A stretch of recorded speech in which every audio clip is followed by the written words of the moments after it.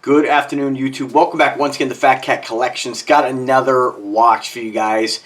Every day is like Christmas over here at the Fat Cat Collections office. So, all joking aside, I want to thank each and every one of you guys for taking the time to watch this video and my other videos.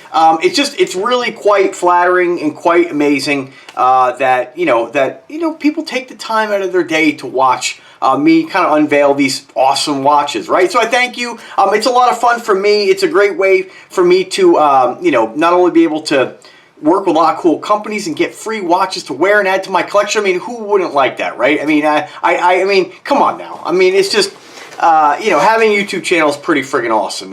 It's taken a really long time to get to this point. Hopefully the channel continues to grow, but really it only grows with you guys. So you guys like the content, keep coming back. I guess it does help if you give the videos a thumbs up. You always hear YouTubers talking about, hey, be sure to like, comment, and subscribe. I don't like to bother people with that. I figure you guys are already here watching the video, but let's see if it makes a difference. So if you do like this video, you like this watch, give it a thumbs up. I appreciate it. So we'll see if it makes any difference whatsoever. The YouTube algorithm's quite complex, so I just gotta go with the flow. So alright, so let's talk about this new watch. So this is another Earnshaw watch. This is one of my favorite Earnshaw models. This is the Martineau. It's Martineau. It's an automatic piece, it's a skeleton piece. So let me just kind of give you guys a little sneak peek of what we're gonna be talking about today. If you haven't noticed already, this baby's iced out. Now, if you guys are new to this video, then you might, some of this is obviously gonna be new, but other folks, I know a lot of times when I do videos and I review watches, it's kind of the same spiel. And the reason for that is that everybody who watches this channel, most people who watch it are actually not subscribed. So, when those folks who do know my spiel and know pretty much what I do, I know it can kind of be kind of monotonous. It's like, all right, man, we've heard this story all before. But remember, most people watching the channel, a good 90% of the folks are not subscribed. They're new viewers. So we have to kind of keep that in mind, and that somebody might have discovered this video through a YouTube recommendation, searching the internet, seen it on Google, who knows, but we have to kind of, or I have to kind of like present these watches as if you've never seen me before. So, what about me? Right? So I like all watches. I'm not a guy who I'm not a watch snob. I'm not a watch snob for Invicta. I'm not a watch snob for Earnshaw. I really like all watches, all sizes. I do have kind of my limits, and I'm not saying I wouldn't wear a smaller watch, like a 38mm or a 36. I have smaller watches that have kind of been handed down through the family. My grandfather's watch. I take great pride in wearing that really old Timex. My dad gave me an older Seiko, not quite as small as the Timex, probably about, I'd say maybe 39, 40mm. Still a very cool watch. They don't get a lot of wrist time because they are just kind of part of the collection, but I do throw them on the wrist once in a while. And I still, like I said, I don't discriminate. I think there could be a watch that might be too big. I think you can lean towards a watch being too big than too small, but there's extremes on both sides of the coin there. If a watch was 90mm, I don't know if I would necessarily buy it and wear it, because there is a point at which even for me, it's a little bit over the top, right? And I know some of you might be saying like, what? I'll wear the 70mm Invictas all day. But that's kind of like my limit. Not saying I wouldn't if they came out with a really cool model that was still huge. I don't know. Just kind of depends, right? I think that, when those times come where I want to wear a really big watch, I still got the Sea Hunters, the Grand Octanes, and I'm really looking for much more. So this watch is actually a 40mm watch. So it's available in several different color variations. Let me first show you the one we're going to be talking about today. This is called the Lavender. Now I do have this in the Scarlet Red variation. I do have it in the Lime Crystal. I like to call the Lime Crystal the Emerald version because it's got the green stones. I like to call the red one the Ruby edition. And of course this one here, I think this is more towards pink. Lavender to me is more of like a... I think has more purple hues, but I mean, that is subjective. You might think this is more lavender. I think it's pink. And this is, this can go either way. Pink is a color that generally, well, we all know is kind of more, a lot of women wear pink, of course, but men definitely, I wear pink all the time. I love wearing a nice pink, dress shirt or a pink polo, and I love matching that up with a nice pink watch. So the thing is, I don't have a lot of pink watches, and a lot of the watches that you do find out there that are done in any kind of pink, that do tend to lean feminine, right? So when you see a watch that actually that is masculine, that is manly, I like to add it to the collection. So that's why I requested this one, and absolutely love it. The only other pink watch I think I have in my collection is a Technomarine. It's kind of like their skeletonized case and cradle automatic. Beautiful watch, but not as much pink. Even this, with the amount of pink on it, it's still pretty subtle. And the reason for that is you have that skeletonized face with a little bit of that pink inside, kind of indice ring, we'll call it. Skeletonized all the way from the front to the back, and then you got a combination of clear and pink stones. I'm not sure if these are, I'm sure these are probably not any kind of genuine gemstone, but you do get the look of gemstone, and you know, the way that they're set, the quality of the stones, you know, these are not, you don't compare this watch to like one of your really inexpensive, you know, like some of the ones I've reviewed in the past, like Pin Time, you know, your $20 Amazon specials. This is a very nice quality watch, and you're getting the best of both worlds. You're getting that iced out look, but you're also getting the great quality of the build quality, right? So what do we have for build quality? We have, let's talk about the check boxes. So for me, I have a couple check boxes. A lot of folks have different check boxes, right? A lot of that check box might be a specific automatic movement. It might be a specific material, right? It might be a certain size. So for me, my personal check boxes are number one, do I like it? Do I like this watch? Is this a watch that I want to wear, right? So for me, this is absolutely, bam, check, done. The next checkbox for me, a big one, is going to be, what is it made out of? Is it 316 stainless steel, or is it just some kind of metal that they plated? This is 316 stainless steel. It's beautiful build quality. All, you know, I mean, you got the solid links everywhere. It's solid. It feels robust.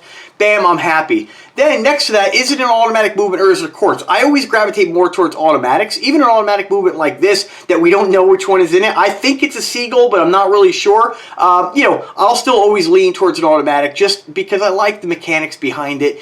And, you know, I don't really lean too far into like the horology and the story and all that stuff. I basically just like the idea of not having to replace the battery, right? For sure, automatic movements can fail eventually, but I don't know. I think that that's kind of more of like the watch snob planting seeds of doubt. I've never had anything fail. So, you know, other than like one of my Invictas leaking one time in the shower, right? It was the only one that's ever leaked.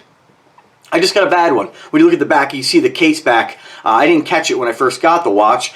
Case back is a little cross-threaded. So, you know, I don't worry about it. I just don't wear that one in the shower or the hot tub. You know, it does happen. It's an inexpensive watch. I do encourage anybody, you know, learn from me if you do order a watch. You know, look it over pretty carefully. Test it while you're still within your return policy. So in case you do get a bad one, you can exchange it and get a replacement. But I very rarely, of 200 watches, have I had any problems with any of them. All right, so next checkbox is, what is the crystal? This is a big one for folks. Is it a sapphire, or is it just some sort of acrylic? Is it like mineral? This, they don't list it. I'm going to say this is some sort of mineral glass of some sort, right? You know, sapphire, most scratch resistant. I've never scratched any of them, no matter what it is. You remember, harder something is, more scratch resistant, like sapphire crystal, more prone to shattering, right? Or I don't want to plant a seed like you will shatter it. I mean, if you're careful with your watches, you're not going to have a problem. I've smacked the living hell out of tons of my watches and never really had any issues, you know. So, but I mean, other than that, you know, some folks might consider water resistance a checkbox. Again, everybody's got their own little checkbox. Some folks, if that has a stamped clasp or a milled clasp, that's another one. For me, that's it. You know, this checks all the boxes for me personally. I love it. It's a great looking watch. Other than, you know, I wish that Earnshaw would put the movement type, you know, because I know that is a huge checkbox for folks. They won't buy a watch if they don't know if it's a Seiko or a Miyota, an ETA Valjoux. You know, some folks don't want to buy, you know, kind of off-branded movements, and that's okay. You know, you buy what makes you happy. But I can assure you, you know, you're getting a fantastic watch with this. I mean, this is an awesome watch. So let's get back to the build. So we have a screw-on case back. It is exhibition, as you can see in the video here. We do have a unidirectional rotating bezel, which is kind of odd on this watch because we don't have any way of. There's no markers or numbers on that, so I think it's just something that maybe they repurposed from maybe a different model that's very similar to this, that maybe has a unidirectional rotating bezel meant for timing.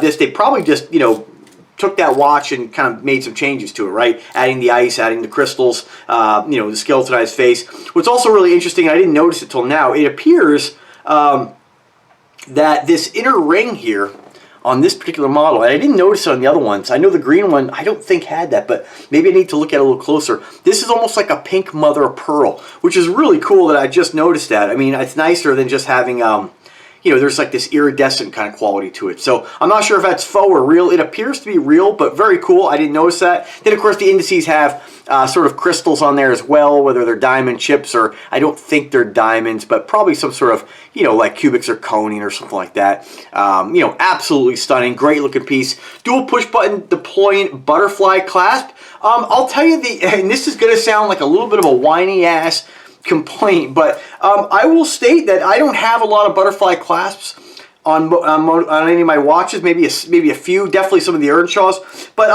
this is a pretty small watch. Comfort doesn't really play into watches for me, but I will state just on my wrist, this watch, I noticed just a little bit here, kind of digging into this part of my wrist, which I've never had a watch do that before, and I think maybe just because, you know, unfortunately with this watch you don't have any kind of micro adjustment, so it might have just been a little bit too tight. If I add another link, it's going to be too loose, so this is kind of where I'm at. I kind of need a half link or maybe a micro adjustment, but I think that would be a nice addition. I think every watch, no matter, you know, if you're going to go with the butterfly clasp because you want that nice fluid bracelet right around the wrist, that's great. I can appreciate that, but I think I would rather have a regular clasp, even a stamped regular clasp, that gives me the opportunity for a micro adjustment rather than having the butterfly clasp.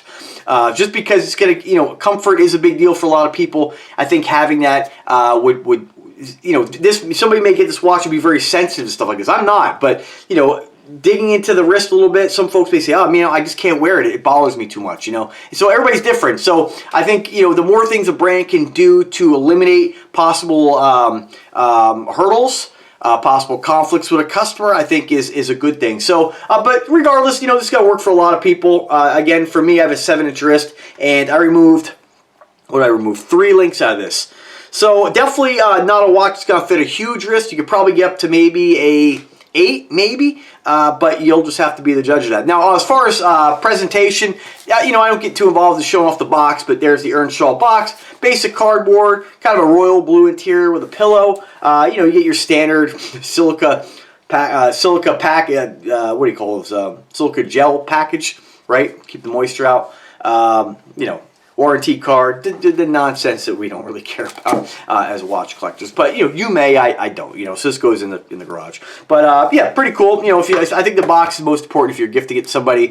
You know, me, I'm like the kid on Christmas morning. That box goes flying. So I'm lucky we even have it for the video. But very cool piece, and I think that anybody who's looking for something that's got, you know, that ice on it, that crystal look, look no further. When we compare this watch to, say, like my Bulova Octava, you know, Bulova is a very reputable brand.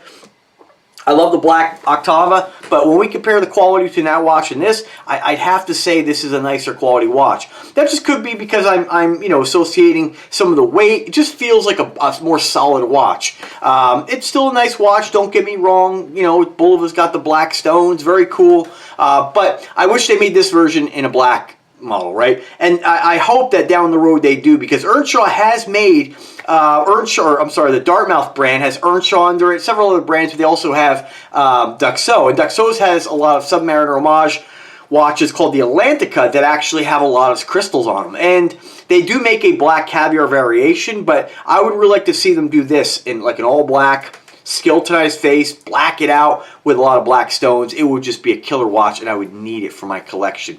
Now let's talk about price on this. Right now, I'm getting this video up sooner than I normally do because there's other videos in front of this. I want to release this because one thing I've said in a lot of my videos when it comes to Dartmouth brands is that you have to be a smart shopper. The pricing is all over the place. Sometimes you get deals that I'm like, wow, they went too low on that price, and other times I'm like, well, you know, their price is way too high. Their list on this, their MSRP, and most watch companies, they all do it, is $550, which to me isn't really insanely out of line, but I think a more realistic, I don't like MSRPs, right, at all. I'd rather just a company say, hey, this is what the watch costs, this is, you know, this is what we sell it for based on, you know, our overhead and based on what it costs to make the watch. I think a realistic price for this, not on sale, would be about $299, $300, right?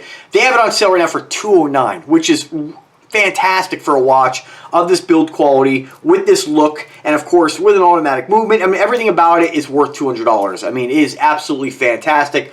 A couple of models are actually $219 if you want the two-tone version. This is a killer looking watch. As far as the size on this, I think it's, my screen just went into screen, or my computer went to screensaver here. Let me just go back in. As far as the specification on size, let me just double check that. And I do encourage you to click the link in the description. Check it out. If you make a purchase, my link is in the description. I appreciate you using it. 14mm case diameter. Get a nice tall wrist presence. To us Invicta guys, you know, of course this isn't, this is not tall, but 14 I think is still kind of nice. It kind of stands on the wrist. I never like a watch that's too slim.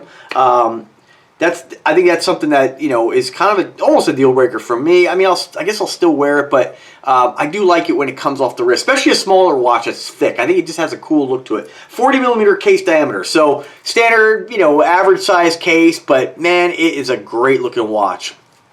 So without further ado, let's throw on the wrist. I'll give you guys a couple more wrist shots. I don't know if you guys have noticed here, but I've turned off this light here, and sometimes we get a little reflection on the watch, so I want you guys to be able to see it.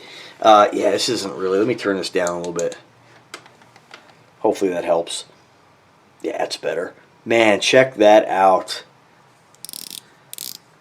This serves no purpose at all, but for those who think that you need to hear that for quality, there you go. Just a beautiful looking piece. Now this does not have a screw down crown, so your water resistance does suffer a little bit, but you still get 5 ATMs. Do make sure the crown is at least pushed in if you're going to take this. You know, I don't know. I wouldn't necessarily go swimming with this.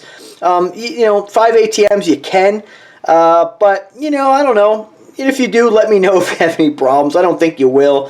Remember, watches don't need a screw down crown in order to have some water resistance, but of course, genuinely true dive watches will usually have a screw down crown, but just something to look for too if you're looking for a chronograph watch. If a watch has a screw down crown and then has function pushers that are push-pull, you know, there's really no point in having the screw down crown. That's your weakest link. Or the not the crown, but the function pushers. But this, of course, you know, non-screw down crown, it's not a big deal, but you know, some folks might like that. I'm not a diver. I don't really. The most my watches see as far as getting wet or, you know, getting caught in the rain. I may, if it's a watch that I generally really trust, you know, something with a screw down crown, I'd say, you know, I may take it in the shower, something more specific to being a dive watch. I generally don't, to I guess kind of clarify that a little bit, I generally won't take a watch without a screw down crown in the shower or swimming or submerge it. But doesn't mean you can't. I just don't want to take the risk in doing that. I encourage you not to take the risk in doing that. But it's up to you. But as far as the weight on this, really interesting. They don't, I've said in other videos, they don't put the most important aspect, the automatic movement. I mean, as for specifications, they put it as number one. Like, why would you not put the movement, the type? We want to know that. But in time, hopefully they will. But they do put the weight at the bottom, and it's 120 grams. So those folks who, I guess, you know, use that when looking for a watch, you know, maybe you're like, oh, you know, 120 is too heavy, whatever the case may be. I can't imagine anybody thinking this watch is too heavy. It's a standard size watch. I would say that most automatic watches made of stainless steel are going to be about 120 grams, you know, pretty close to it. So, great looking watch, guys. I want to thank Dartmouth and Earnshaw again for their generosity. Stay tuned for more. Again, you're going to be seeing videos every single week. If you are new to this and you haven't checked out any of my videos before, do subscribe to the channel. Do give the video a thumbs up. Do give it a like. Do comment. Do all that stuff that every YouTuber on the planet is asking you to do. Hopefully. But do subscribe to the channel. There's a lot of watches on this channel. I have over 1,500 videos. There's a product for everyone, and if I could help you guys anyway, let me know. I always appreciate the support, and I appreciate you guys taking the time to watch. Have a wonderful day, folks. Happy holidays, and take care.